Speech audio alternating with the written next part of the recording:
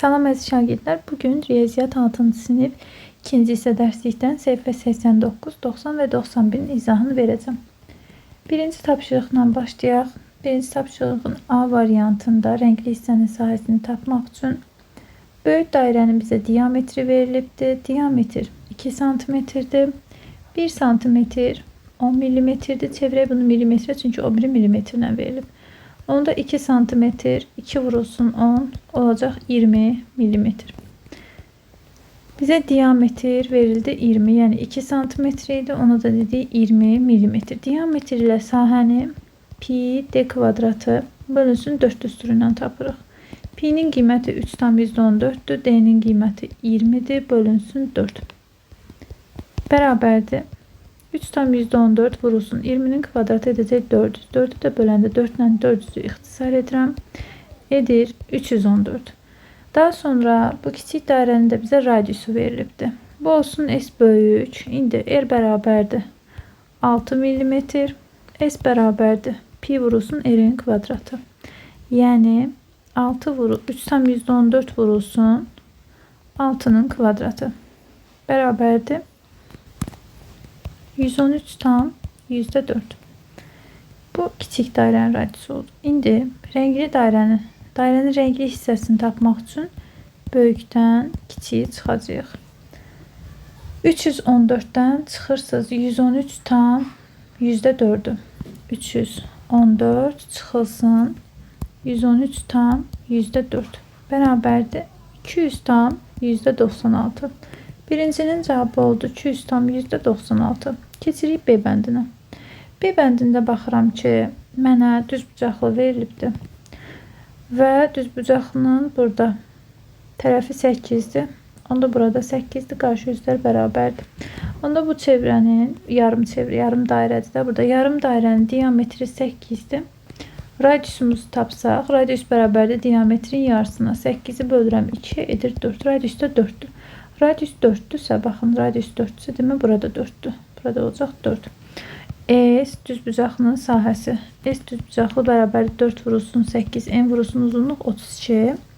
S yarım dairə. Yarım dairənin sahəsi diametr pi d kvadratı bölünsün 4 idi. Onu da köhnə tapşırıqlarda öyrənmişdik də 2'yə böləndə alınırdı. Pi d kvadratı bölünsün 8. Bu şəkildə əzbərləyə bilərsiniz. Diametrimiz də 8'dir. 8'in kvadratı olacaq pi vurulsun 64 bölünsün 8. 8 ilə 64'ü ixtisar edirəm. O da edir 8 pi.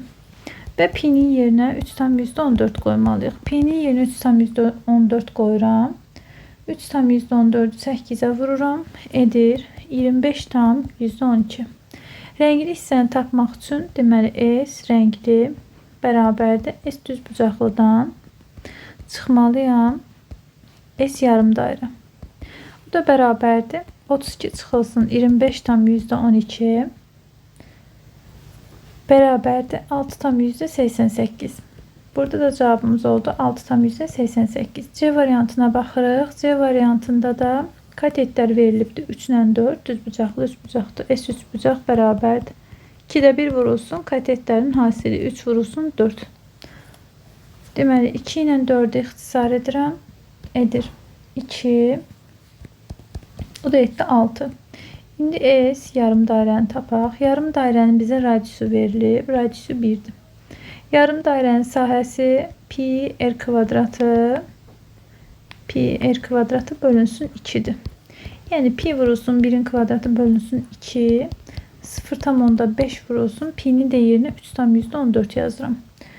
3,14'də 0,5'ə vururam. O da edəcək 1,57. İndi S rəngli hissəni tapmaq üçün mən S üçbucağın sahəsindən yarım dairənin sahəsini çıxmalıyam. Yəni 6'dan 1,57'ni çıxıram. O da bərabərdir 4 tam %43.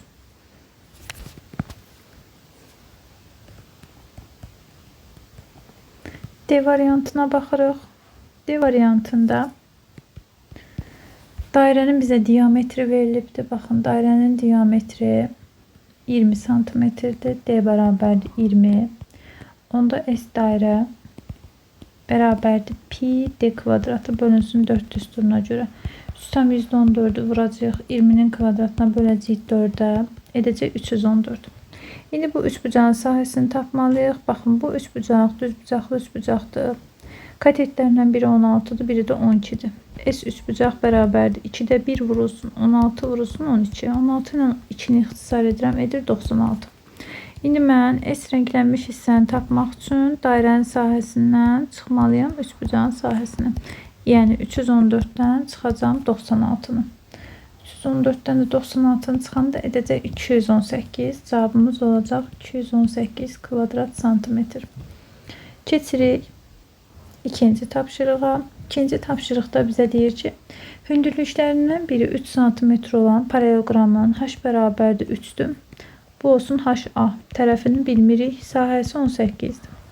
S bərabərdir A vurulsun həmin tərəfə çəkilən hündürlük. Yəni 18 bərabərdir A vurulsun tərəfə çəkilən hündürlük 3'dür.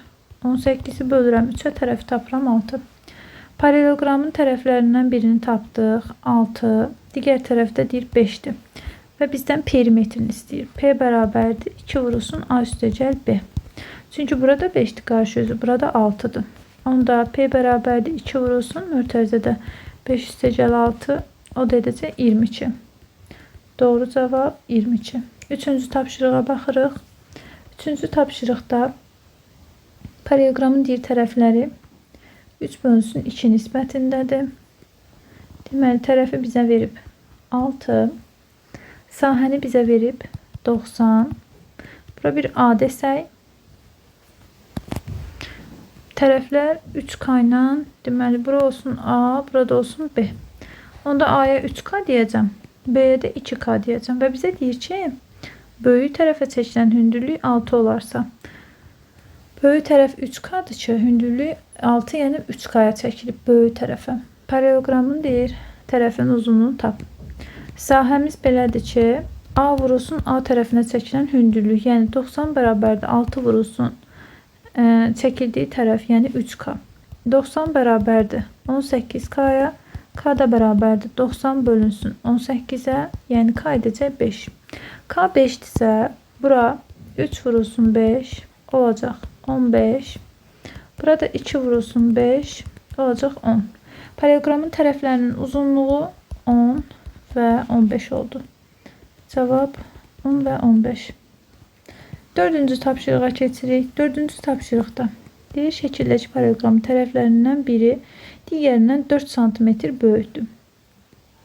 Əgər tərəflərindən biri x-dırsa, digəri x üstəgəl 4'dür. Bu A''dır, bu da B'dir. Və perimetri 32'dir. P bərabərdir 2 vurulsun A üstəgəl B'dir. 32 bərabərdir 2 vurulsun mötərizədə x ilə x üstəgəl 4'ü toplayırıq. 32 bərabərdir 2 vurulsun 2x üstəgəl 4. Mötərizəni vurub açsaq 4x üstəgəl 8. 4x'i tapmaq üçün 32'dən 8'i çıxıram 24. X də bərabərdir 24'ü 4'ə bölürəm 6. X 4'dürsə uşaqlar, bura olur x 6'dırsa bura olur 6. Burada 6 üstəgəl 4 olur 10. Yəni bizim tərəflərimiz 10 və 6'dır. Və bizə deyir ki, paralelogramın digər hündürlüyü neçə santimetrdir? Tərəflər 6 və 10'dur. Əgər mənə demir hansı tərəf neçədir? Bura bir 6 yazsam, burada olacaq 10. Bura çəkilən hündürlüyü biz bilmirik. Sahə bərabərdir A vurulsun A tərəfinə çəkilən hündürlük və yaxud da B vurulsun B tərəfinə çəkilən hündürlük. Yəni H vurulur bir dəfə 10'a, 10 olan tərəfə çəkilir. Bir dəfə də 8 vurulur 6'ya. Buradan 10H bərabərdir 48'ə, H da bərabərdir 4,8'ə. 48'i 10'a böldüm. Deməli, digər hündürlük 4,8'dir. 5-ci məsələ ilə davam edirik. Kiçik çevrənin diametri böyük çevrənin radiusuna bərabərdir. Kiçik çevrənin diametri 2 dənə kiçik R olsun. 2 dənə kiçik R. Böyük çevrənin də radiusu, böyük çevrənin də radiusunu belə qırmızı ilə çəkirəm. Bu da olsun böyük R. Deməli, kiçik çevrənin diametri 2 2 dənə kiçik bərabərdir böyük çevrənin radiusuna. Deyir, kiçik çevrənin radiusu 2'dir. Hə, onda bunları 2 yazaq hər birinə. 2, 2. Onda 2 vur 2. Böyük çevrənin radiusu oldu 4. Bunu silək, buna da yazaq 4. Kiçiyin radiusu 2, böyüyün radiusu 4'dür. İndi bizə deyir ki, renklənmiş hissənin sahəsi nə qədərdir? S böyükdən S kiçik çevrənin radiusunu çıxsaq, S renklənmiş hissəni tapacağıq. Böyüyün sahəsini tapsaq, pi vurulsun R'in kvadratı. R'imiz də oldu 4, 4'ün kvadratı. Olacaq 16 pi. Bu S böyük. S kiçiyi tapaq. Pi vurulsun R'in kvadratı. Yəni pi vurulsun 2'nin kvadratı. Bu da etdi 4 pi. Bunlar bir-birindən çıxaq. Renklənmişi tapmaq üçün böyükdən çıxmalıyıq kiçiyi. 16 pi'dən çıxacaq 4 pi'ni. Bu da edəcək 12 pi.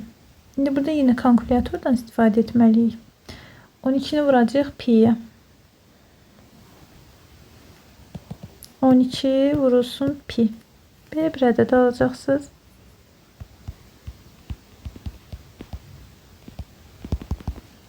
Və sizə deyir ki, %1'lərə qədər yuvarlaqlaşdırın. %1 buradır 9. Yanındakı 9 olduğu üçün bu bir vahid artacaq. Bu olacaq 0, yəni 10. Bir yadda. Bu da olacaq 7. Yəni belə olacaq. Bunu gətirib buraya yazıram. Yuvarlaqlaşdıranda alınır və vergüldən sonra 0 yazılmır. Cavabımız olur 37 tam onda 7. Davam edirik 6-cı tapşırıqla. Doğru və ya yanlış fikirləri müəyyən et. Baxaq A variantına.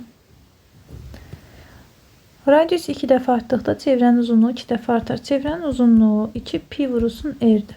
2 də sabitdir, pi də sabitdir. S ilə R düz mütənasib asılılıqdır.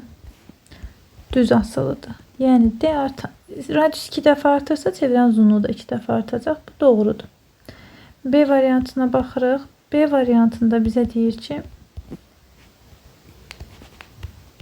doğru. B variantında deyir ki, üçbucağın böyük tərəfinə çəkilən hündürlük bu üçbucağın ən böyük hündürlüyüdür. Xeyr, bu fikir səhvdir. Bu fikrin tərsi doğrudur. Yəni böyük tərəfə kiçik hündürlük çəkilir. Yanlışdır. C variantına baxırıq. Paralelogramın tərəfini 2 dəfə artırıb bu tərəfə çəkilən hündürlüyü 2 dəfə artıranda onun sayısı dəyişməz. Bu fikir doğrudur. Tərəf vurulsun hündürlükdür. Yəni tərəfi 2 dəfə artırsaq vuracağıq 2'yə. Hündürlüyü 2 dəfə azaltsaq böləcəyik 2'yə. 2 ilə 2 ixtisar gedəcək. Elə yenə A vurulsun aşağı qalacaq. Yəni heç bir şey dəyişməyəcək. Bu doğrudur. Rombun sahəsi onun tərəfi ilə hündürlüyün hasinin yarısına bərabərdir. Bu fikir də yanlışdır. Çünki biz bilirik ki, bura doğru yazaq, bura yanlış. Çünki biz bilirik ki, rombun sahəsi tərəf vurulsun həmin tərəfə çəkilən hündürlükdür. 2'yə bölmək yoxdur. O üçbucaq doğru. 7-ciyə baxırıq. 7-ci tapşırıqda bizə deyir ki, akrobat diametri 50 cm olan unisiklin təkərini 10 dəfə dövr etdirdi. O neçə metr məsafə qət edir? Görək bir dövrdə nə qədər olur? C bərabərdir. Pi vurulsun D düsturuna əsasən 50 vurulsun pi. Pi'yə də deyir 3 ver. 50'ni vururam 3'ə edir 150. Axı bu 10 dəfə də vurulub. 150'ni vururam 10'a edir 1500. Sonra deyir ki, akrobat 7,5 məsafə qət etmək üçün təkəri 7,5 metr. Təkəri neçə dəfə dövr etdirməlidir? Və burada nəyə diqqət etməlisiniz? Əvvəlcə metri santimetrə çevirməlisiniz. 1 metr bərabərdir 100 santimetr. Çünki əvvəlcədən sizə santimetrlə vermişdi ölçünü. 7,5 metr bərabərdir. 7,5'i vuracaqsınız 100'ə, necə 750 santimetr. Neçə dəfə dövr etdirməlidir? Bir dövrə bir dövür 150 idi. Onda 750'ni bölürsünüz 150'yə. O da edir 5 dəfə. 8. Parkın mərkəzi hissəsi dairə formasındadır. Bu dairənin çevrəsinin uzunluğu 200 metrdir. Onun mərkəzi hissəsi neçə kvadrat metrdir? Cavabı təkliklərə qədər yuvarlaqlaşdırın. Çevrənin uzunluq düsturunu yazaq. 2 pi r-dir düsturumuz. 200 bərabərdir. 2 pi vurulsun r. R-i tapmaq üçün 200'ü böləcəksiniz 2 pi-yə. 2 ilə 200'ü ixtisar edirəm. Edir 100 bölünsün pi və sahə də bərabərdir. Pi vurulsun r-in kvadratı. Yəni pi-ni vuracağıq 100 böl pi-nin kvadratına. Pi vurulsun 100. 100'ün kvadratı 100 vur 100. Pi-nin də kvadratı pi vurulsun pi. Pi ilə pi-ni ixtisar edirəm. Bu olacaq 10.000. Deməli 2 0 2 0 oldu 10.000. 10.000 bölünsün pi. İndi 10.000'i bölürəm pi-yə. Alıram belə bir cavab. Təkliklərə qədər yuvarlaqlaşdırmamızı istəyir. Təkliklər mərtəbəsi buradadır. Özündən sonra 0 gəlir. Ona görə də vergüldən sonrası yəni 0'a çevrilir. Bizim cavabımız olur 3183 kvadrat metr. Keçirik səhifə 90'a. Səhifə 90'da deməli düz üçbucaqlı prizmanın və silindrin səthinin sahəsi bölməsidir. Biz birinci düz prizmanın tam səthinin sahəsini öyrənəcəyik. Tam səthin sahəsini tapmaq üçün 2s oturacaqla s yanı toplayacaqsınız. Yəni oturacağın sahəsi 2 dənə oturacaq olduğu üçün 2'yə vurulacaq. Bir də yan səthinin sahəsini toplayacaqsınız. İndi yan üzlərinin açılışını burada göstərir sizə. Baxın, oturacaqları üçbucaqdır. 2 dənə üçbucaq açılıbdır. Yan üzlərdə üçbucaqlı olduğu üçün 3 dənə yanı var. 3 dənə də yan açılıb. Baxırıq biz nəyə? Demək, burada sizin üçün öyrənmə tapşırıqları verilibdir. Biz baxırıq səhifə 91'də birinci tapşırığa. A variantı ilə başlayırıq. A variantında deməli, baxın, açılışında sizə veribdir. Birinci başlayırsınız bu üçbucaqdan.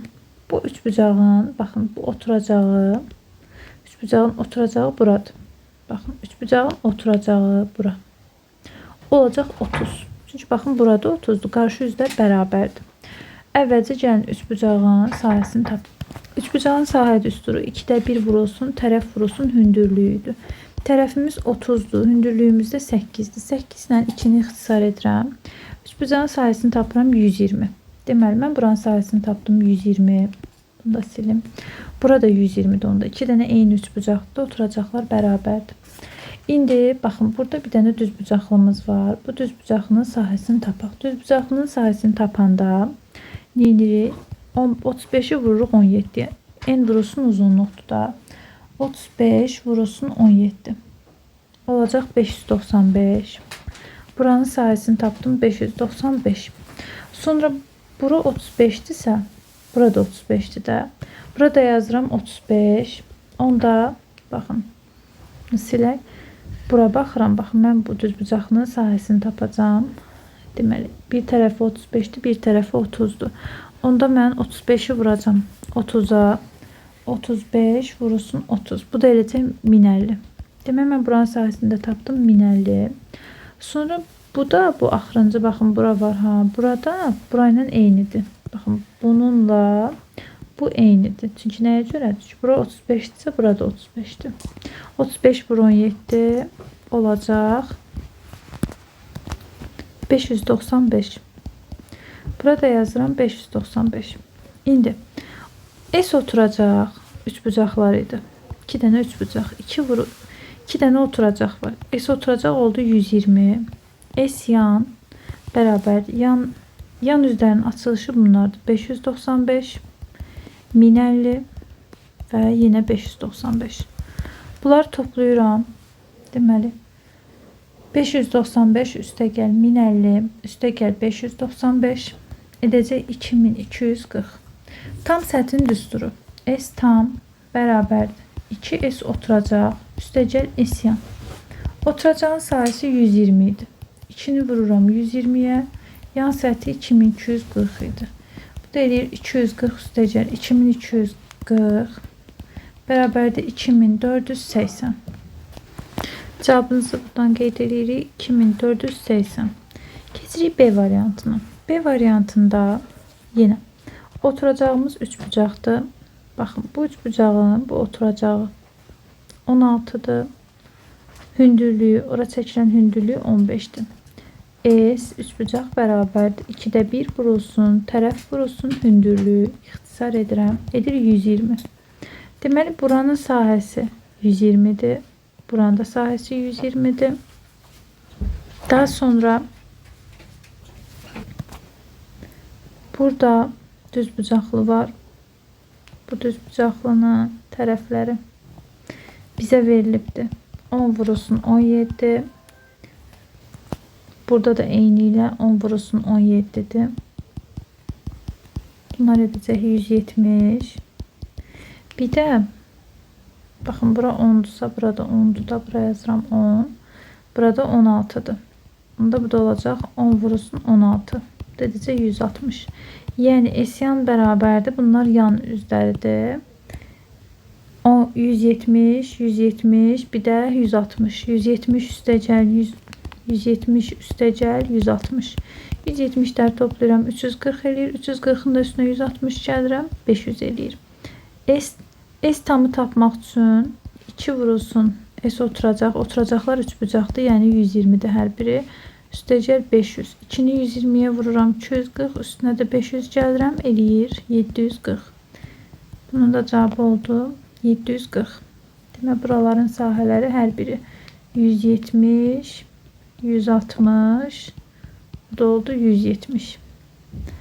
Daha sonra keçirik düz üçbucaqlı prizmanın yenə tam səthinin sahəsini istəyir. Bu dəfə sizə açılışlarını verməyib, artıq özünüz tapmalısınız. İkincinin A bəndində. Deməli, baxın. Oturacaq üçbucaqdır. Görürsünüz? Bu S oturacağımız. Oturacaqdakı üçbucağın oturacağı 12'dir. Ora çəkilən hündürlüyü isə 8'dir. S üçbucaq bərabərdir. 2'də 1 vurulsun, tərəf vurulsun, hündürlük. Edir 48. Baxın. Bura 48'dirsə sahə, bu üçbucağın da sahəsi 48 olacaq. Daha sonra yan üzlərinin sahələrini tapmalıyıq. Baxın. Burada bir dənə yan üz var. Belə göstərirəm. Budur. Bu yan üzün bu hissəsi 5'dir. Bura 5'dirsə, burada 5'dir. Bu hissəsi 10'dur. 10'da nə yazacaqsınız? Deməli, S yan bərabərdir. 5 vurulsun 10 üstəcə. Həmçinin bunu da yaşılla göstərəcəm. Bu da bir yan üzüdür. Yenə 5 ilə 10'dur. Yenə 5 vurulsun 10 üstəcə. Biri də bizə baxır. Bizə baxan üz var ha. Buranı nəzərdə tuturam. Bu bizə baxan. Bu üzdür. Bu üzün də tərəfləri 5 ilə 12'dir. Elə burası 12'dir. Burası da 5'dir. 12 vurulsun 5. 50. 50 elədi 100. Üstə gəl 60. İsə 160. Tam səthin sahəsini tapmaq üçün 2 vurulsun. S oturacaq. S oturacağımız 48'dir. Üstəcəl S yan. 2 vurulsun 48. Üstəcəl 160. 2'ni 48'ə vururam 96. 96'nın da üstünə 160 gəlirəm. Edəcək 256. Keçirik B variantına. Bu A variantıydı. Cavab 256. B variantında deməli bizə verilib yenə üçbucaqlı prizma. Burada nəzərinizə yetirirəm ki, bunun oturacağı üçbucaqdır. Burada. Oturacaq buradadır, yəni bizə baxan tərəfdir. S üçbucaq bərabərdir. 2'də 1 vurulsun. Tərəf 8'dir. Həmin tərəfə çəkilən hündürlük 3'dür. İndi 3 ilə 8 ixtisar edirəm. Edir 12. Deməli, bura 12-dir. Həmçinin bu tərəfdə də bir dənə üçbucaq var. O da 12-dir. İndi yan üzlərinin sahələrini tapaq. Deməli, baxın, bir yan üzü budur. 10 vurulsun 5. Deməli, S yan bərabərdir. 5 vurusunun üstəgəl. Digər yan üzü, baxın buradır. Baxın bu.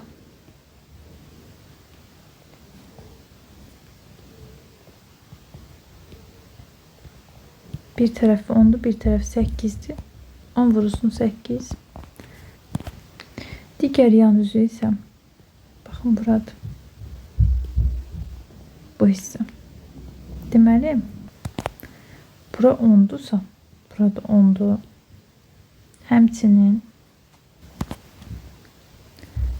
burayla bura bərabər olduğu üçün burada 5'dir. Bura 5'dirsə, burada 5'dir. İndi bunun da tərəfləri 5 ilə 10 oldu.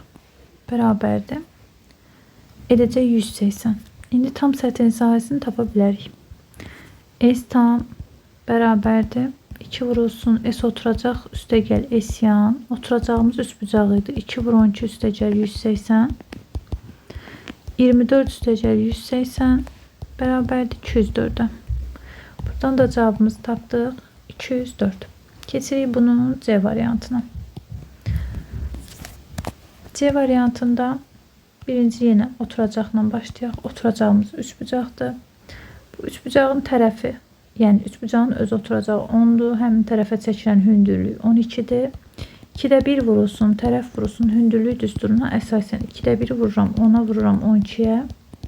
Edir 60. Demək oturacağındakı üçbucağın sahəsi burada 60'dır. Burada 60'dır. Həmçinin üçbucaqlar bir-birinə bərabərdir də prizmada oturacaqlar. Bura 13'dürsə, burada 13'dür. Həmçinin burada 13'dür.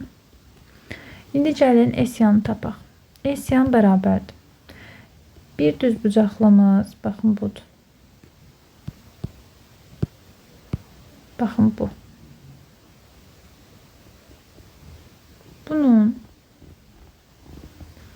Bunun eni, bu da uzunluğu. Yəni 11 vurulsun 13. Üstəcə. Digəri budur. Bunun da yox, bu hündürlüyə aiddir. Bunun da eni, uzunluğu da indi buradan yazacağım 11. Nəyə görə?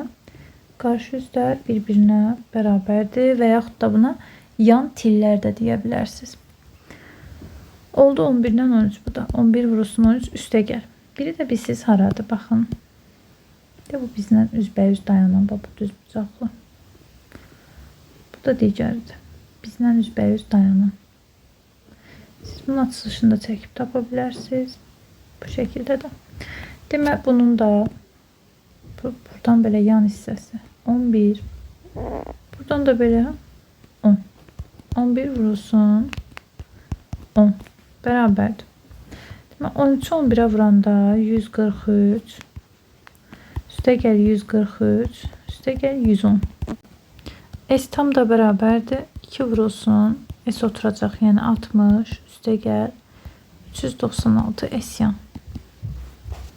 Bu da edəcək 516. Burada da cavabımız oldu 516. Davam edirik 3-cü tapşırıqla. Suallara cavab verin. A bəndində deyir, hansı prizmanın oturacaqlarının sahələri cəmi, yan üzlərinin sahələri cəmindən azdır və nə qədər az? A-da verilənə baxaq, yəni buna A-ya. A prizmasında əvvəlcə tapaq oturacaqların sahələri cəmini. Oturacağı, deməli, oturacağı baxırıq ki, bir-birinə bərabər olan 2 dənə üçbucaqdır. Bura 3'dürsə, demək burada 3'dür. Üçbucağın sahəsini tapanda 2'də 1 vurulsun katetlərin hasili. 3 vurulsun 4. Edir 6. Oturacaqların cəmi 2 dənə üçbucaqdır da. 6 üstəgəl 6 edəcək 12. Oturacaqlarının cəmi 12'dir. İndi yan üzünü tapaq. Bir yan üzü budur. Ölçüsü 3 və 2,4'dür. 3'ü vururam 2,4'e üstəgəl. Hardan bilirik bu 4 bucaqlı bunun yan üzüdür? Çünki bu prizmadır. Prizmanın yan üzləri 4 bucaqlı olur. Demək ki 3 bucaq bunun oturacağıdır. Digər yan üzü baxın budur. Budur. Bura 4'dür, bura 2,4'dür. Bir-birinə vururuq. 4 vurulsun 2,4 üstəgəl. Digər yan üzü. Digər yan üzü. O da burada aşağı hissədədir. Baxın budur. Bu. Yəni bura 2,4'dür, burada 5'dir. Bir-birinə vuracağıq. 2,4 vurulsun 5. Bərabərdir. 28,8 edəcək. Bizə deyir ki, cəmindən azdır. 6, bəli, kiçikdir 28,8-dən. Deməli, A prizmasında bəli, azdır. Nə qədər? 28,8 azdır. Kvadrat santimetr. Sonra B prizmasına baxaq. B prizmasında da deməli, əvvəlcə üst bucağı tapaq, yəni oturacağının sahəsini. Oturacağın sahəsi 2'də 1 vurulsun, tərəfimiz 5'dir. Həmin tərəfə çəkilən hündürlük 6'dır. Edəcək 15. Demək, burada S oturacaq bərabərdir. 15 üstəgəl 15, oturacaqların cəmi 30. Üst bucaqları yəni cəmləyirəm 30. İndi yan üzlərinin sahələrini tapaq. S yan bərabərdir. Burada deyirək ki, oturacaqlarının cəmi, yəni oturacaqlar 2 dənə üst bucaqda cəmləyirik. 2S oturacaq. Deməli, yan səthi bir yanı budur. Bura 6,5'dir. Yani bura 7 olduğu için burada 7 yazıram. Deməli 6,5 vurulsun 7 bir üzüdür. Digər üzü, baxın bu bizə baxan budur. 5 ilə 7'dir. 5 vurulsun 7 üstəgəl. Digər yan üzü, baxın burada.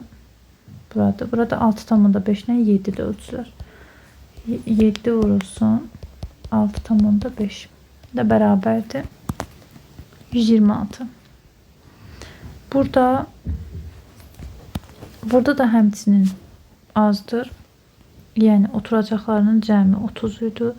30 126'dan azdır. Nə qədər azdır? 126'dan çıxıram 30'u 96. B üçün də cavabımız olacaq. Bəli. Nə qədər? 96. İndi yəni 96 kvadrat santimetr ölçülər santimetrləndir. B variantına baxırıq. B variantına deyir ki, hansı fiqurun tam səthinin sahəsi çoxdur? S tam bərabərdir. 2S oturacaq. Üstəgəl S yan. A'da yəni A'da verilənin deməli tapışdıqda biz burada A'nın yanı 28,8 idi. Oturacaqların cəmi də 12 idi. Toplayaq. 28,8 üstəgəl 12 40,8. İndi B'nin oturacağı nə idi? B'nin oturacağı 30, yanında 126. S tam bərabərdir 30 üstəgəl 126. Bu da eləyəcək 156. Hansı fiqurun sahəsi çoxdur? Deməli burada oldu 96. Yox. A'da oldu 40,8. B'de oldu 156. Təbii ki B'də böyükdür. Cavabımız olacaq B. Sonuncu sualımız 4-cü sualı yazırıq. 4'də bizə verilib ki, odunları saxlamaq üçün oturacaqlardan biri və yan üzləri taxta olan düz üçbucaqlı prizma formasında yer hazırlandı. Bunun üçün neçə kvadrat metr taxta lazım oldu? Bir dənə oturacaq və yan üz. İsyan. Biz bunu tapmalıyıq taxta üçün. Oturacaq. Baxın bu üçbucaqdır. Burada. Bu bizim oturacağımızdır. Deməli, üçbucağın oturacağı 12'dir. Həmin tərəf 2'dir. Həmin tərəfə çəkilən hündürlüyü 1,2'dir. Onda deməli S oturacaq üçün buradan tapaq. S oturacaq bərabərdir. 2'də 1 vurulsun. Tərəf vurulsun hündürlüğü edəcək 1,2. Oturacağı tapdıq 1,2 üstəcə. İndi S-yanı tapaq. S-yan bərabərdir. Deməli bir dəfə yan üzü bura baxırıq. Baxın bu hissəyə. 1,5 vurulsun 0,8 düzbucaqlıdır. N vurulsun uzunluq. Daha sonra baxın burada 0,8 daxil. Qarşı üzlər bərabərdir. Burada yazıram 0,8. Bir dənə üzdə buradadır. Bu biri tərəfdədir. Uzunluğu 1,5, eni 0,8. 1,5 vurulsun 0,8. Belə deyək də, yəni həm buradan eyni bir taxta qoyubdur üstbucağın kənar hissələrinə. Bir üzü də bu aşağıdakı oturacaqdır bir dənə. Yəni 2 vurulsun 0,8-dir onda tərəfi. Deməli bunları toplayırıq. Bunlar bir-birinə vuranda 15 vurulsun 8, 120 vergül qoysaq 1,2. Yine 1,2. Bu da 1,6. O da edəcək 4. Deməli S-yanımız oldu 4. S-yanı da yerinə 4 yazıram. Yəni taxta 5,2 kvadrat metr taxta lazım oldu. Suallar bu qədər uşaqlar. Videonu bəyənməyi, kanala abunə olmağı unutmayın. Növbəti videolarımızda görüşənədək.